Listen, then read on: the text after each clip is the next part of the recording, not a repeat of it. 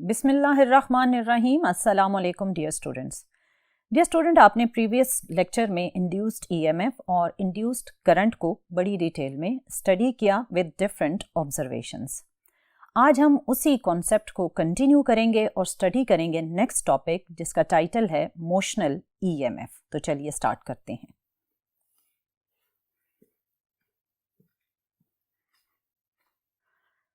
Dear student, जैसा कि मैंने आपको बताया कि आज का हमारा टॉपिक है मोशनल ईएमएफ।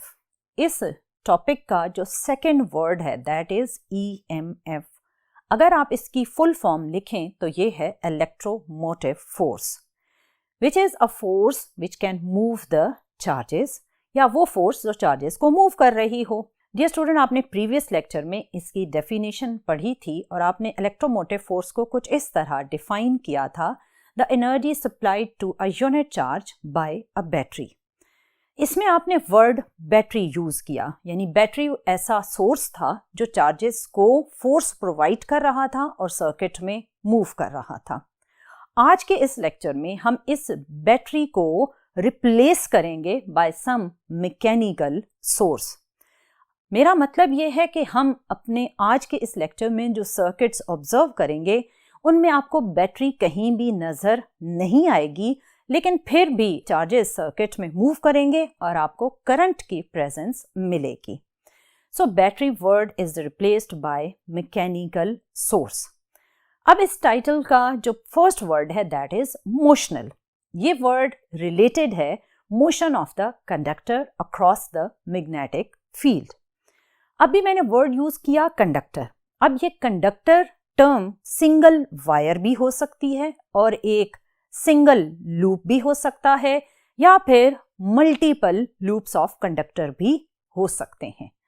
डियर स्टूडेंट, जब आप किसी भी कंडक्टर को मैग्नेटिक फील्ड के अक्रॉस मूव करते हैं तो उसके लूप में होता है चेंज ऑफ फ्लक्स, और वो कंडक्टर एक सेल का बिहेवियर देते हुए करंट को सर्किट में फ्लो करवाता है। अगर आप इस ऑब्जर्वेशन पर गौर करें तो मैंने टर्म यूज की मूविंग कंडक्टर। अगर ये कंडक्टर रेस्ट पर हो तो आपको गैल्वानोमीटर पर कोई भी करंट नजर नहीं आएगी, लेकिन अगर इस वर्टिकली डाउनवर्ड मैग्नेटिक फील्ड में कंडक्टर मूव करे विद सम वेलोसिटी, तो इस वेलोसिटी के आ जाने से कंडक्टर में मौजूद चार्जेस मूव करेंगे because of the change of flux across the loop, और आपको सर्किट में विदाउट बैटरी एक करंट नजर आएगा।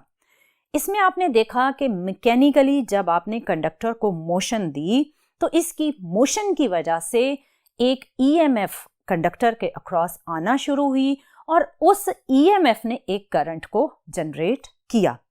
सो डियर स्टूडेंट, आज का जो टाइटल है मोशनल ईएमएफ, बेसिकली ये एक मूविंग कंडक्टर में जनरेट होने वाली ईएमएफ से रिलेटेड है। अगर आप मोशनल ईएमएफ टर्म को डिफाइन करें तो आप इस टर्म को कुछ इस तरह डिफाइन करेंगे कि motional EMF is the induced EMF in a conductor while motion in a magnetic field due to the change of magnetic flux. Dear student, जैसे ही कंडक्टर मूव हुआ, चेंज ऑफ फ्लक्स आया और कंडक्टर में आई एक induced EMF और आपको नजर आई एक इंड्यूस्ड करंट। ये सारा ओवरऑल बिहेवियर कहलाता है मोशनल ईएमएफ। अगर आप इस पर लॉजिकली गौर करें तो इस पूरे फिनोमेना में आपको law of conservation of energy implement होता हुआ नजर आएगा। वो कैसे? वो कुछ इस तरह कि जब आप कंडक्टर को मूव कर रहे हैं तो इट मीन्स आप मैकेनिकल एनर्जी इनपुट पर दे रहे हैं और आपको आउटपुट पर एक current which means electrical energy नजर आ रही है।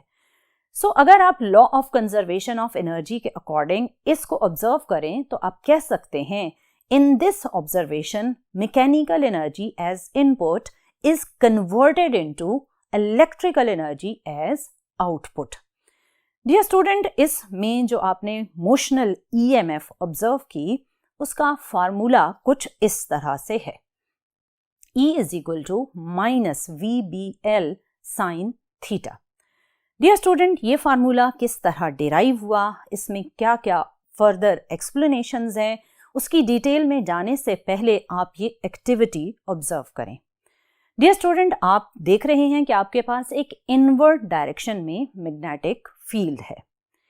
अब हम इस मैग्नेटिक फील्ड में एक पॉजिटिव चार्ज को प्लेस करते हैं। अभी पॉजिटिव चार्ज रेस्ट पर है, सो उस पर कोई भी मैग्नेटिक फील्ड फोर्स एक्सर्ट नहीं कर रही। लेकिन अगर आप इस पॉजिटिव चार्ज को विद सम वेलोसिटी प्रोजेक्ट करें तो ये moving positive charge according to right hand rule एक अपवर्ड मैग्नेटिक फोर्स फील करेगा और कुछ इस कर्व पैटर्न में मूव करता जाएगा। डियर स्टूडेंट, ये ऑब्जर्वेशंस आपने प्रीवियस चैप्टर्स में भी ऑब्जर्व की थी। सिमिलरली, अगर अब आप एक नेगेटिव चार्ज प्लेस करते हैं, अगर नेगेटिव चार्ज रेस्ट पर है तो कोई भी मैग्नेटिक फोर्स उस पर अप्लाई नहीं होगी। लेकिन अगर आप इस नेगेटिव चार्ज को भी विद सम वेलोसिटी प्रोजेक्ट करते हैं तो इस मूविंग नेगेटिव चार्ज पर according to right hand rule एक वर्टिकली डाउनवर्ड फोर्स अप्लाई होगी और ये वर्टिकली डाउनवर्ड मैग्नेटिक फोर्स इसको इस तरह एक कर्व पाथ में मूव करेगी। डियर स्टूडेंट, आपने ऑब्जर्व किया कि पॉजिटिव हो या नेगेटिव चार्ज हो, अगर वो किसी वेलोसिटी के साथ मैग्नेटिक फील्ड में एंटर हुआ तो उस पर अप्लाई हुई मैग्नेटिक फोर्स।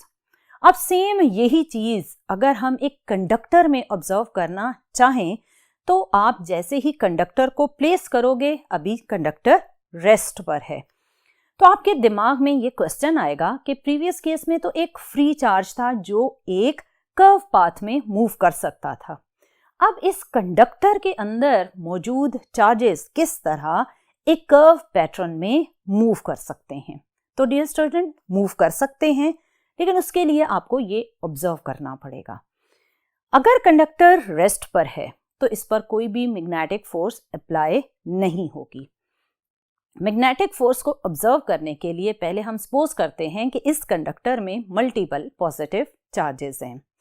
इन मल्टीपल पॉजिटिव चार्जेस में से हम सिर्फ एक पॉजिटिव चार्ज कंसिडर करते हैं। जैसे ही कंडक्टर ने लेफ्ट टू राइट मूव करना स्टार्ट किया तो इस पॉजिटिव चार्ज पर अप्लाई होना शुरू हो गई मैग्नेटिक फोर्स।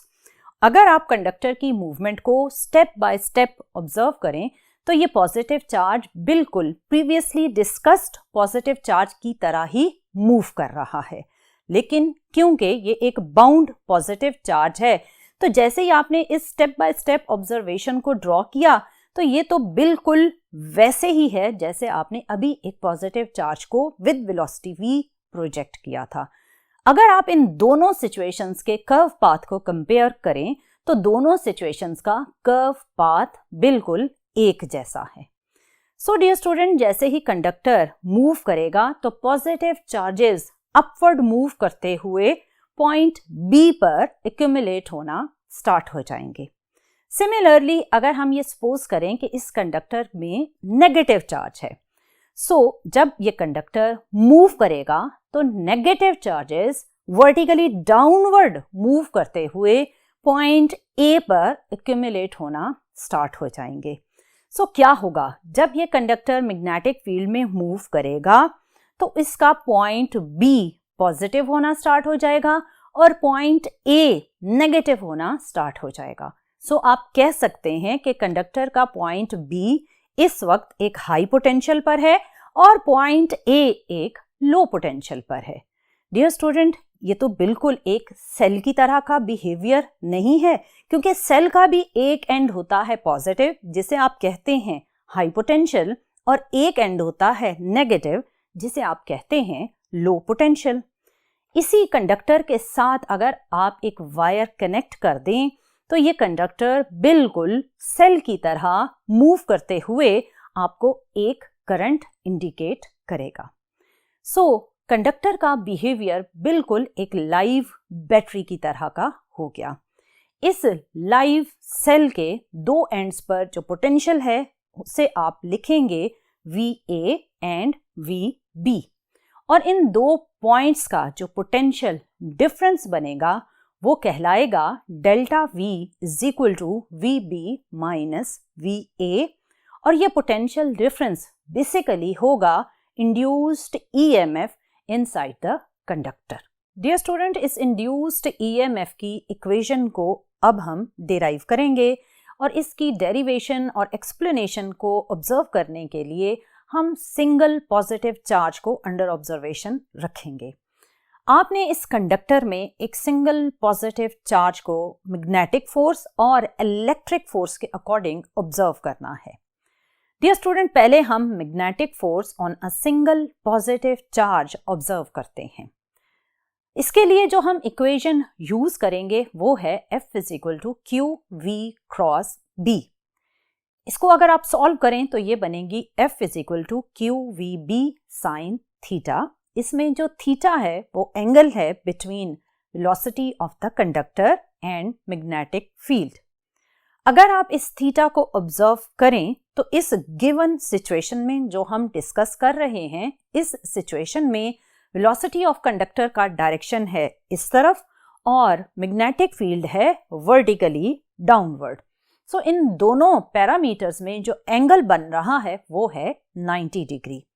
सो जैसे ही आप साइन 90 डिग्री को सॉल्व करेंगे तो मैग्नेटिक फोर्स की इक्वेशन बनेगी F = QVB। इसे आप इक्वेशन नंबर 1 कंसिडर करें। ये तो है मैग्नेटिक फोर्स की इक्वेशन। डियर स्टूडेंट, अभी मैंने आपको बताया कि जब आप कंडक्टर को मैग्नेटिक फील्ड के अक्रॉस मूव करते हैं तो उसका एंड B पॉजिटिव हो जाता है और एंड A नेगेटिव हो जाता है।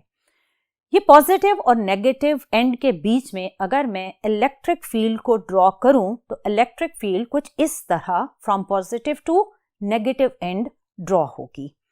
अगर ये electric field inside the conductor exist कर रही है तो इसका मतलब है कि फिर उस पॉजिटिव चार्ज पर एक इलेक्ट्रिक फोर्स भी अप्लाई होगी और ये electric force on positive charge act करेगी वर्टिकली डाउनवर्ड। आपने प्रीवियस ऑब्जर्व किया था कि मैग्नेटिक फोर्स थी vertically upward from point A two point B, लेकिन जो इलेक्ट्रिक फोर्स है वो है vertically downward from point B two point A। और इलेक्ट्रिक फोर्स को अगर आपने कैलकुलेट करना है तो इसके लिए जो आप इक्वेशन यूज करेंगे वो है F = QE। इसमें जो E है वो है स्ट्रेंथ ऑफ इलेक्ट्रिक फील्ड और F है इलेक्ट्रिक फोर्स। डियर स्टूडेंट, ये दोनों फोर्सेस आपके पॉजिटिव चार्ज पर अप्लाई होंगी। अब यहाँ आपने बात ध्यान से सुननी है कि जब पॉजिटिव चार्ज इस मैग्नेटिक फील्ड में दोनों फोर्सेस के अंडर मूव करता है तो magnetic force through out constant रहती है, क्योंकि मैग्नेटिक फोर्स डिपेंड कर रही है velocity of the conductor and strength of magnetic field. और आप इन दोनों पैरामीटर्स को चेंज नहीं कर रहे। सो जब आप इन दो पैरामीटर्स को चेंज नहीं करेंगे तो magnetic force on positive charge will remain constant and it is vertically upward from point A two point B। लेकिन जो इलेक्ट्रिक फोर्स उसके ऊपर अप्लाई होगी वो इनिशियली कम होगी, क्योंकि इनिशियली कम चार्जेस पॉइंट B पर होंगे और कम ही चार्जेस पॉइंट A पर होंगे। लेकिन विद टाइम ये चार्जेस की अमाउंट जब कंडक्टर मूव करता जाएगा तो चार्जेस की अमाउंट पॉइंट A और B पर बढ़ती जाएगी, इलेक्ट्रिक फोर्स भी बढ़ती जाएगी। सो एक वक्त आएगा जब ये इलेक्ट्रिक फोर्स मैग्नेटिक फोर्स के इक्वल हो जाएगी। ये वो इक्विलिब्रियम की स्टेट होगी जहां से आप अपनी डेरिवेशन को स्टार्ट करेंगे। मैंने अभी बताया कि इक्विलिब्रियम की स्टेज आ जाएगी जिसमें इलेक्ट्रिक फोर्स इंक्रीज होते हुए मैग्नेटिक फोर्स के इक्वल हो जाएगी। अभी आपने इलेक्ट्रिक फोर्स और मैग्नेटिक फोर्स की इक्वेशंस लिखी थी, जिनमें से मैग्नेटिक फोर्स की इक्वेशन को हमने नाम दिया इक्वेशन 1 और इलेक्ट्रिक फोर्स की इक्वेशन को नाम दिया इक्वेशन 2। इन दोनों इक्वेशंस को जब आपने इक्वेट किया इन इक्विलिब्रियम सिचुएशन तो आपके पास इक्वालिटी बनी electric force is equal to magnetic force. जब आपने इसमें इक्वेशंस को पुट किया तो इक्वालिटी बनी QE is equal to QVB। इसमें Q का फैक्टर राइट और लेफ्ट साइड पर कैंसिल हो जाएगा और जो रिमेनिंग इक्वालिटी आपके पास आएगी वो है E equals to VB। Dear student, इसे आप इक्वेशन नंबर 3 कहेंगे। ये इक्वेशन इलेक्ट्रिक इंटेंसिटी और मैग्नेटिक फील्ड और वेलोसिटी इन 3 पैरामीटर्स का रिलेशनशिप है। डियर स्टूडेंट, आपने प्रीवियस लेक्चर्स में पोटेंशियल ग्रेडियंट वाले टॉपिक में इलेक्ट्रिक इंटेंसिटी और पोटेंशियल डिफरेंस का एक रिलेशनशिप पढ़ा था और वो था E equals to minus delta V over delta R।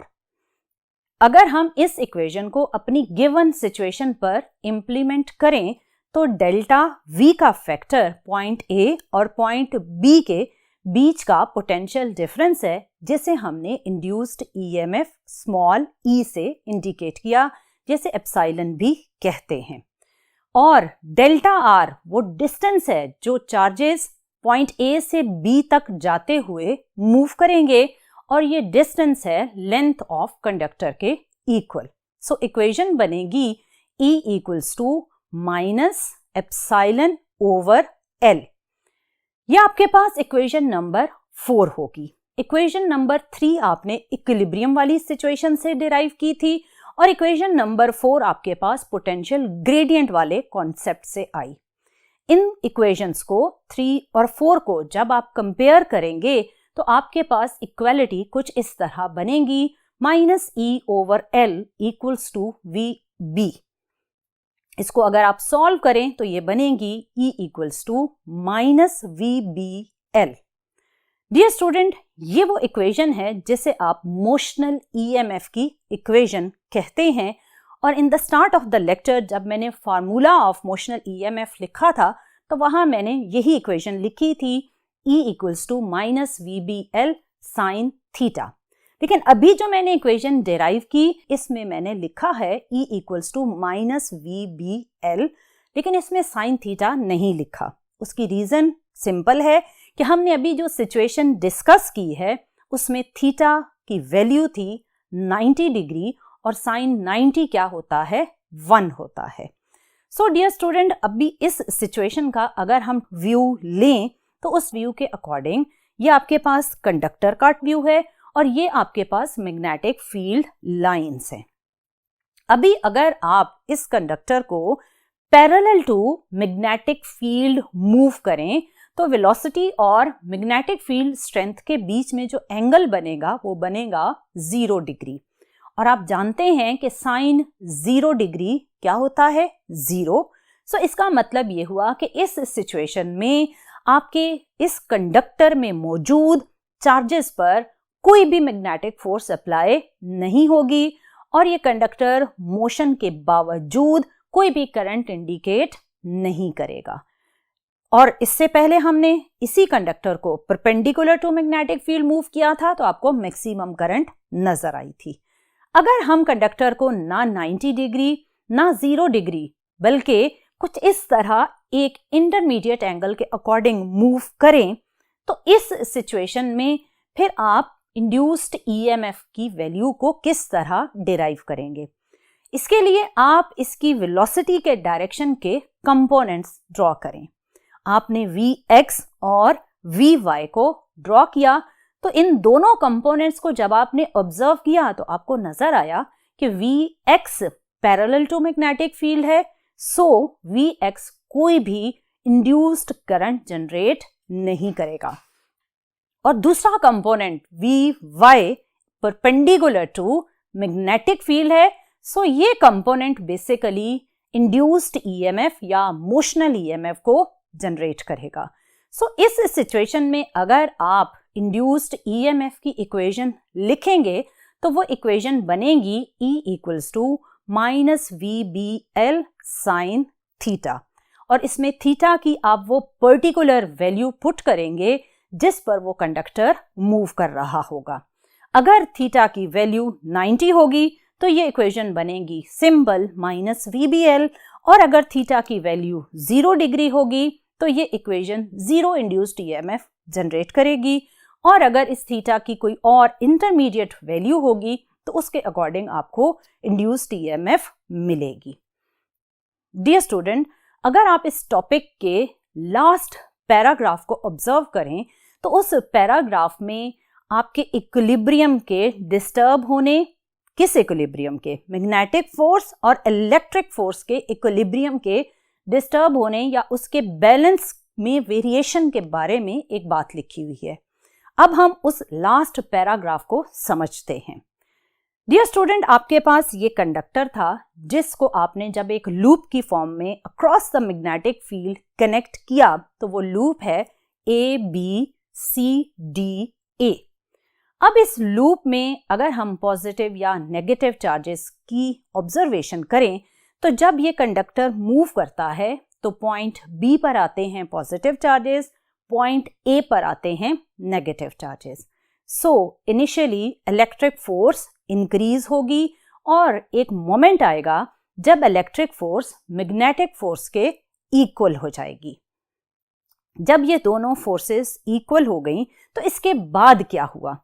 इसके बाद ये होगा कि जैसे पॉजिटिव चार्जेस पॉइंट B से एक लूप में मूव करना शुरू हुए तो पॉइंट B का पॉजिटिव पोटेंशियल कम होना शुरू हो गया। जैसे ही ये पोटेंशियल कम हुआ तो इलेक्ट्रिक फील्ड की वैल्यू कम हुई, सो इलेक्ट्रिक फोर्स की वैल्यू भी कम हो गई। लेकिन जब ये पॉजिटिव चार्ज BCDA पर पहुंचेगा तो A से उसने दोबारा B की तरफ मूव करना है। सो A से B की तरफ मूव करने में उसको स्ट्रॉन्ग मैग्नेटिक फोर्स एक पुश प्रोवाइड करती है और इस स्ट्रॉन्ग मैग्नेटिक फोर्स की हेल्प से वो इस लूप में एक कंप्लीट पाथ जनरेट कर सकता है।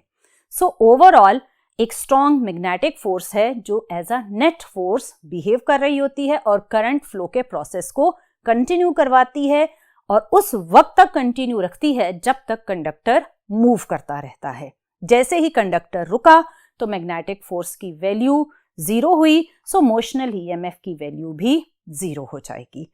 सो डियर स्टूडेंट, ये वो सारे डिफरेंट ऑब्जर्वेशंस थे जो आज के टॉपिक मोशनल ईएमएफ से रिलेटेड थे। आपने ऑब्जर्व किया कि किस तरह आपने कंडक्टर को मैग्नेटिक फील्ड के अक्रॉस मैकेनिकली मूव करके मैकेनिकल एनर्जी की हेल्प से एक इलेक्ट्रिकल एनर्जी जनरेट की और आपने इक्वेशन डिराइव की मोशनल ईएमएफ की बाय इक्विलिब्रियम सिचुएशन, जिसमें आपने इलेक्ट्रिक फोर्स और मैग्नेटिक फोर्स को इक्वेट किया।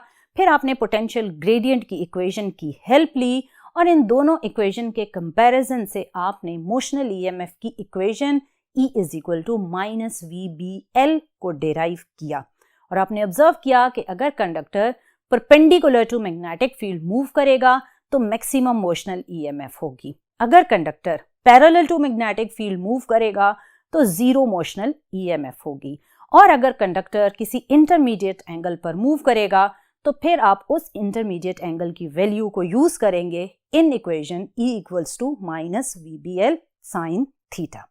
सो dear student, this was all about motional EMF. इंशाल्लाह आने वाले लेक्चर में फर्दर इलेक्ट्रोमैग्नेटिज्म से रिलेटेड डिफरेंट टॉपिक्स को डिस्कस करेंगे। बट टिल देन, अल्लाह हाफिज।